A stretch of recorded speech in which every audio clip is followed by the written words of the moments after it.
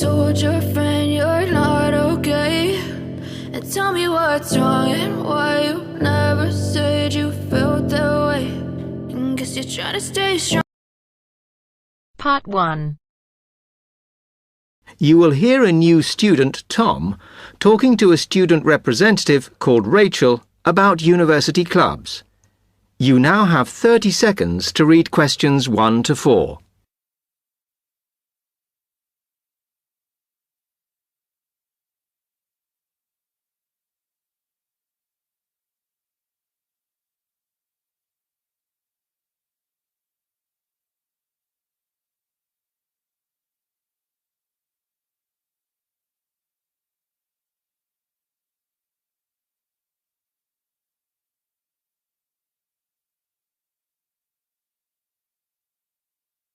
Hi, welcome to Freshers Week. I'm Rachel. Can I help you? Oh, hi. Yes, I was hoping to find out about some clubs I could join. Well, all the club stands are here in this hall. What were you interested in? Not sure. I wanted to do something where I could meet people. Well, take this leaflet with details of all the clubs and see what you think. Oh. It'll probably depend on what day you're free. Like on Mondays, there's the film club. Then on Tuesdays, you've got the climbing club. That's really good. I'm in that. Then on Wednesdays, you've got chess, if you want something a bit more intellectual. But you should look through carefully because all the clubs run extra activities as well as their normal meetings. Oh, yes, I see. So, it looks like the film club has discussions after the films. I'd quite like to go to those.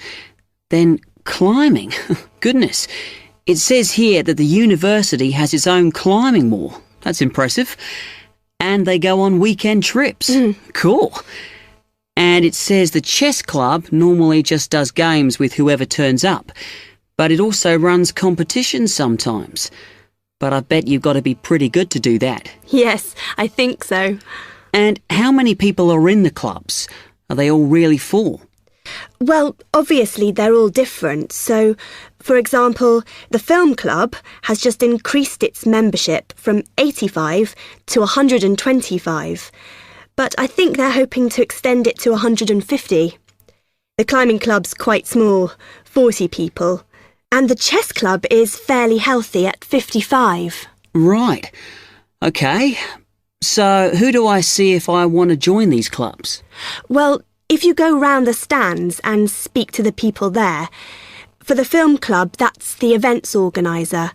For climbing, you'll need the club secretary, and the chess club is organised by one of the maths tutors. OK? Yep. I think I'll start with the climbing club. It sounds good. Oh, well, as I said, I'm in that, so I might be able to help you a bit. You now have 30 seconds to read questions 5 to 10.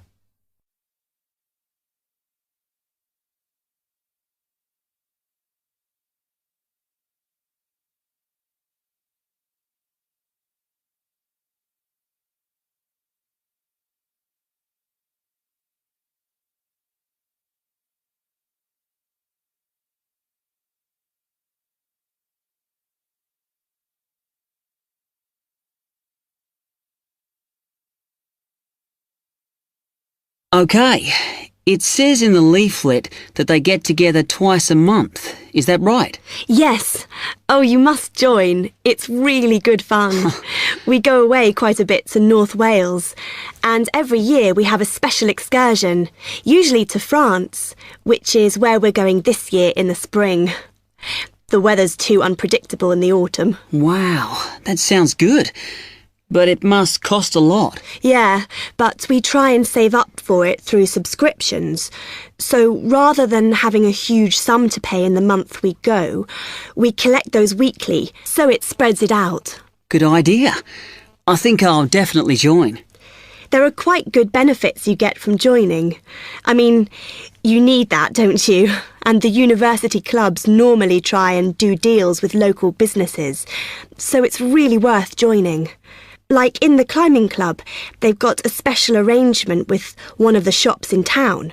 So if you show your card, you can get money off equipment. Don't think the discount extends to clothes, though. That's really worth it then. I'll go over and talk to them now. OK. Hope you do join. Oh, and another thing I meant to say. If you do become a member, you automatically receive a magazine once a year. It's quite useful and interesting because it goes out to all the national climbing clubs. And the other thing is, if you come to every session, then you can get a complimentary ticket to the big exhibition that's held in Cardiff every year. So, hope to see you. Yeah, well, thanks a lot for your help.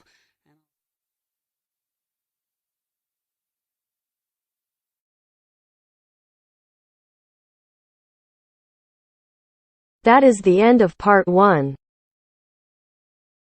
You now have half a minute to check your answers.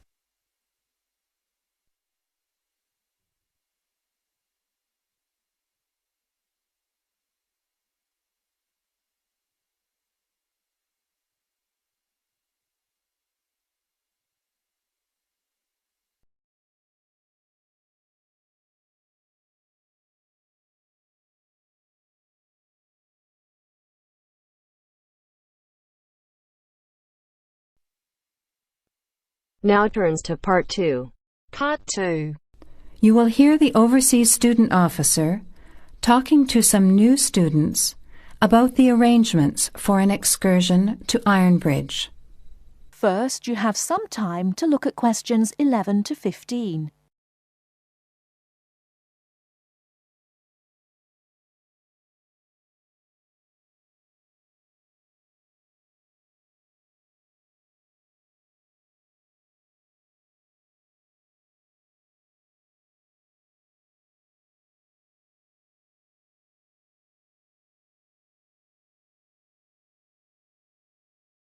Now, listen carefully and answer questions 11 to 15. Hello everyone, my name is Pamela Sutcliffe and most of you already know that I'm the Overseas Student Officer here at Salopian Technical College. Next Tuesday, the 28th of September, we have arranged an excursion for all new students to the important historical town of Ironbridge. We are hoping you'll all come, because not only is the history of Ironbridge very important and interesting, but also an excursion like this is a relaxed and fun way to get to know each other. Ironbridge is about 55 kilometres from here, and we'll be travelling by the college bus, which holds 40 people. If there are more than that, we'll bring a couple of staff cars as well, though I might ask you to indicate on the list if you have a car and would be willing to take a couple of passengers. The list I'm referring to is up there on the student notice board, and if you would like to come on Tuesday, would you please add your name as soon as possible? By the way, could you please print your name clearly? I know some people have wonderful signatures, but often I'm afraid I can't read them, which can cause problems. So if we need extra transport and you could bring your car, can you tick the car column next to your name? Could you also add your student number and your telephone number, just in case there are any last-minute changes and we have to contact you? The other information I need to give you is about lunch. There's a very nice little restaurant in Ironbridge which gives a 15% discount to the college when we bring groups. That means lunch is only about £4, and they do good vegetarian meals too, so it's usually no problem for those of you on special diets. But if you prefer to eat your own food, that's fine too, either on the bus or in the park. But I'd encourage you to try the restaurant. Now, talking of costs, I should tell you that the bus will only cost you £10, and if you bring your car, we'll pay for the petrol, so you get a free trip in return for driving there. Will you please sign up by Saturday at 6 p.m. at the latest? The list is closed after that. We will depart at 9:30 a.m. sharp on Tuesday morning, so please make sure that you arrive at least 15 minutes before so that you can find a seat and get settled on the bus. Before you hear the rest of the talk, you have some time to look at questions 16 to 20.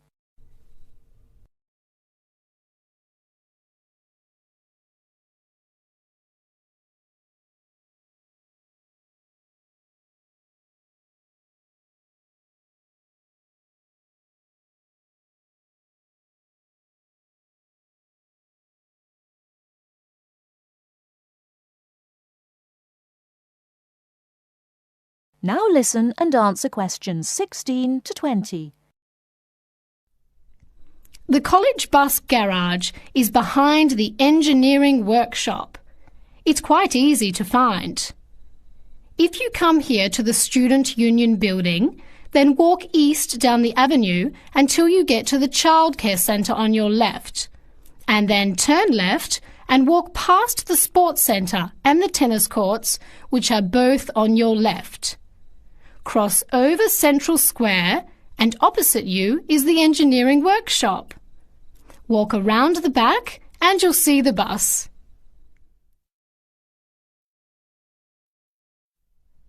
Please wear comfortable shoes, as we'll be walking around Ironbridge and be on our feet for most of the day. Wear a warm jacket, and you might like to bring an umbrella and a backpack to put them in if the weather's warm and sunny, which we hope it will be, but of course we can't guarantee that. Certainly bring your cameras and any snacks or drinks for the bus journey there and back, which should take about an hour and a half each way. You should all check the notice board on Monday, and we'll also put a note in your mailbox to confirm arrangements, so don't forget to check it. Now, why are we visiting Ironbridge? Well, Iron Bridge, as the name suggests, has got the original iron bridge. That is, the first ever iron bridge in the world. It was the birthplace of the Industrial Revolution, and for 40 years it led the world, as Britain changed from an agricultural society into an industrial one. It's hard to imagine today that this pretty, sleepy little tourist town was one of the most important places in England for over a century. Just imagine, 200 years ago, people from all over Europe and even North America came to Ironbridge to learn about what was then the latest technology. Today it is listed as a World Heritage Site by the United Nations, as they consider the unique collection of industrial monuments rank it alongside the Grand Canyon, the pyramids and the Great Barrier Reef. One place that's fun to visit is Blist Hill, which is a reconstruction of a small Victorian industrial town where people are working and living as they did 100 years ago. I hope you'll enjoy the day. It's been a very popular excursion in previous years, so I'm looking forward to going again next Tuesday. Now don't forget to put your name on the list as soon as possible. That is the end of part 2. You now have half a minute to check your answers.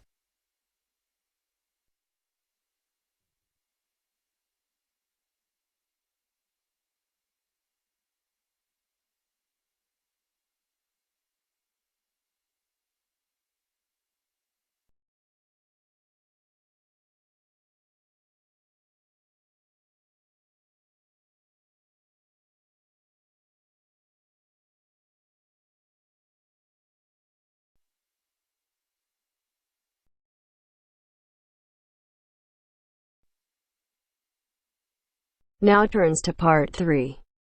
Part 3. You will hear a conversation between a potential student at Clevedon College and a representative in the Information Centre. First, you have some time to look at questions 21 to 24.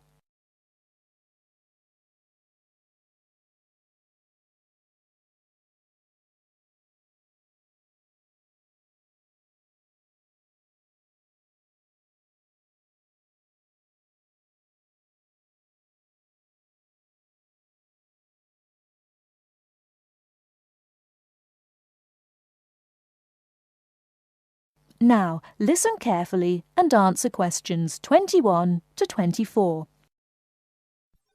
Good morning, Clevedon College. Can I help you? Yes, please. I'd like some information about evening courses this term. OK. Which subjects are you interested in? 2 subjects, actually. Languages and computer skills. OK. What languages are you interested in? Actually, I'm not sure. I have to fulfill a language requirement for school, but I haven't really decided what language to study. How many language courses do you run each week? We have 2 every night, from Monday to Friday. I'm sorry, but would you mind going through the schedule for me? Which language on which days? Not at all. Monday to Wednesday are modern European languages, French, Spanish, German, Dutch and Polish. Thursday night we offer ancient languages, Latin and ancient Greek. And on Friday we finish off with the Asian languages of Hindi and Bengali. Monday to Wednesday, modern European. Thursday, ancient languages, and Friday, Asian. Can you spell Bengali, please? Yes, it's B-E-N-G-A-L-I. Great. And how much do the courses cost? Each course costs £25 per person per term. But if you want to do 2 language courses, there's a 10% discount, but only if you book for 2 terms. So the 10% discount is if I take 2 courses for 2 terms. Is that right? Right. Before you hear the rest of the talk, you have some time to look at questions 25 to 30.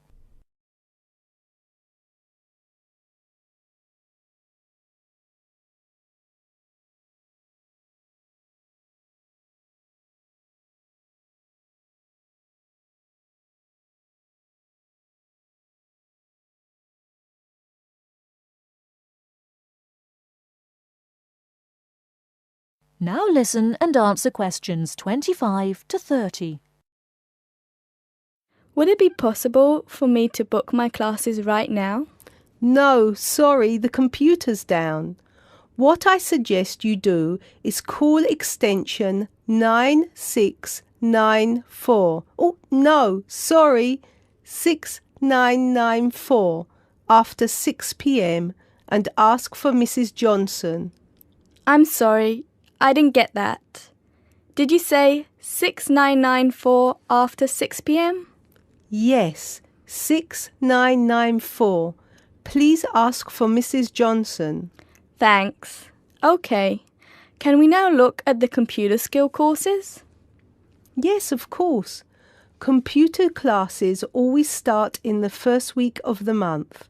And the way it works is we offer 1 computer class for the entire month. So you might spend 1 month on databases, another month on Excel, and so on. Classes meet once a week on Tuesday afternoons. The next class starts February 1st. Okay, so for the upcoming month, February? February is going to be databases. There are 24 places still free on that course, and it costs £40 per person. February, databases, 24 openings, £40. Okay. Excel starts in March, and that's nearly full. Only 4 slots left. It's £45. Okay, Excel, March, only 4 slots left. Got it. April is Outlook. That is never as popular since it costs so much more, but you get a free CD. It is £60 for the month, and there are 19 places left. Okay, April, Outlook, £60. Is that it? No. On the 3rd of June, we start a Word course. We have 16 vacancies for that at the moment. It's also expensive at £55. 3rd of June, Word, 16 vacancies, £55. Now, do I call the same number to book a place in one of these classes? No, you have to call Mary Jones, I think. Yes, Mary Jones. Extension 9623. Sorry, could you repeat that number? Yes, extension 9623. Please call her before 6 p.m. Okay, many thanks for all your help.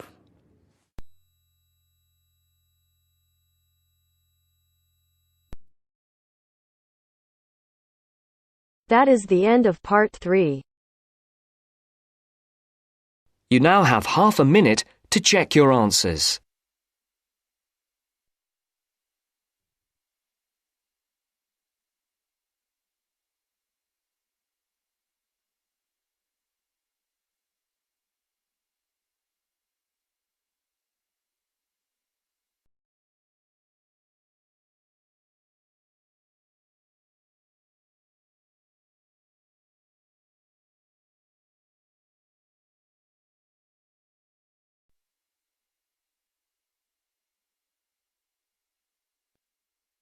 Now turns to part 4. Part 4. You will hear a speaker giving a talk about some recent research about unusual life forms. First, you have some time to look at questions 31 to 40.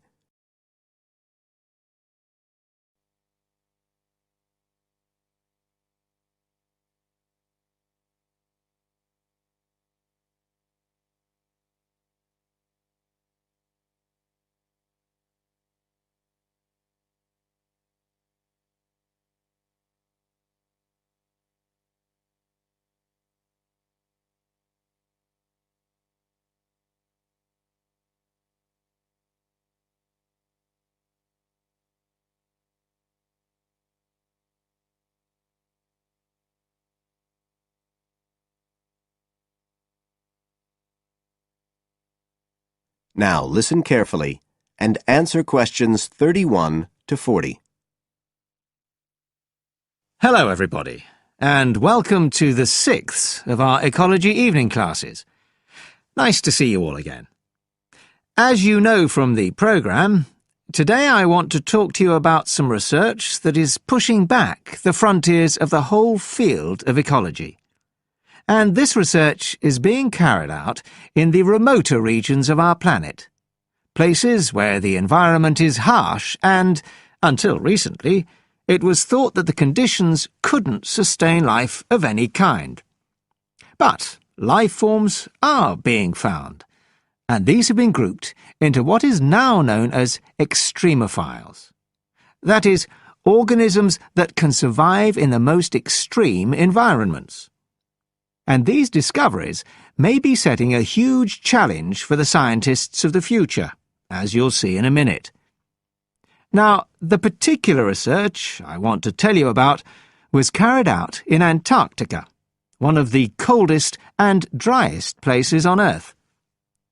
But a multinational team of researchers from the US, Canada, and New Zealand recently discovered colonies of microbes in the soil there where no one thought it was possible. Interestingly enough, some of the colonies were identified as a type of fungus called Bouveria bassiana, a fungus that lives on insects. But where are the insects in these utterly empty regions of Antarctica? The researchers concluded that this was clear evidence that these colonies were certainly not new arrivals. They might have been there for centuries, or even millennia. Possibly even since the last ice age. Can you imagine their excitement? Now, some types of microbes had previously been found living just a few millimetres under the surface of rocks, porous Antarctic rocks.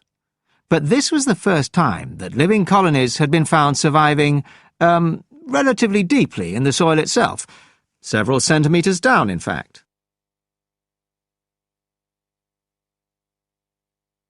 So, the big question is, how can these colonies survive there?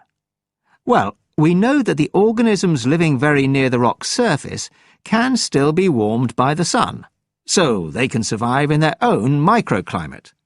And this keeps them from freezing during the day. But this isn't the case for the colonies that are hidden under the soil. In their research paper, this team suggested that the very high amounts of salt in the soil might be the clue, because this is what is preventing essential water from freezing. The team found that the salt concentration increased the deeper down they went in the soil. But while they had expected the number of organisms to be fewer down there, they actually found the opposite. In soil that had as much as 3,000 parts of salt per million, relatively high numbers of microbes were present, which seems incredible. But the point is that at those levels of salt, the temperature could drop to minus 56 degrees before frost would cause any damage to the organisms. This relationship between microbes and salt, at temperatures way below the normal freezing point of water, is a really significant breakthrough. As you all know, life is dependent on the availability of water in liquid form, and the role of salt at very low temperatures could be the key to survival in these kinds of conditions. Now, the process at work here is called supercooling, and that's usually written as one word, but it isn't really understood as yet, so there's a lot more for researchers to work on. However, the fact that this process occurs naturally in Antarctica may suggest that it might occur in other places with similar conditions, including on our neighbouring planet, Mars. So, you can start to see the wider implications of this kind of research.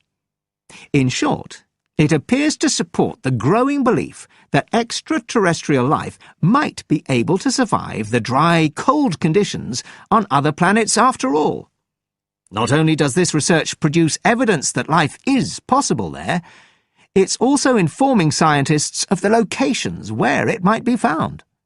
So all of this might have great significance for future unmanned space missions. One specialist on Mars confirms the importance of the interaction. That is the end of part 4. You now have half a minute to check your answers. I know you told your friend you're not okay, and tell me what's wrong and why you never said you felt that way. And guess you're trying to stay strong and fake a smile until I look away. But I've known you too long, it hurts to watch your blue eyes fade to grey as you fade away, as you fade away. Yeah, I'm about to fade away, cause every time I wake up I feel like it's Monday. Something's going wrong with all the chemicals up in my brain. All of a sudden I don't look at anything the same way. Gotta build up of my thoughts sitting in an ashtray. I'm sorry that I'm so inconvenient, okay. Just let me be me and I'll stay out of your way. I can see the way you look at me, I'm such a disgrace. I never really asked to be brought into this place. You wanna love me? Well then baby have a taste. All the highs and the lows, no you'll never be the same. I don't really wanna hurt you but I can't control the pain. If you're sticking by my side maybe we can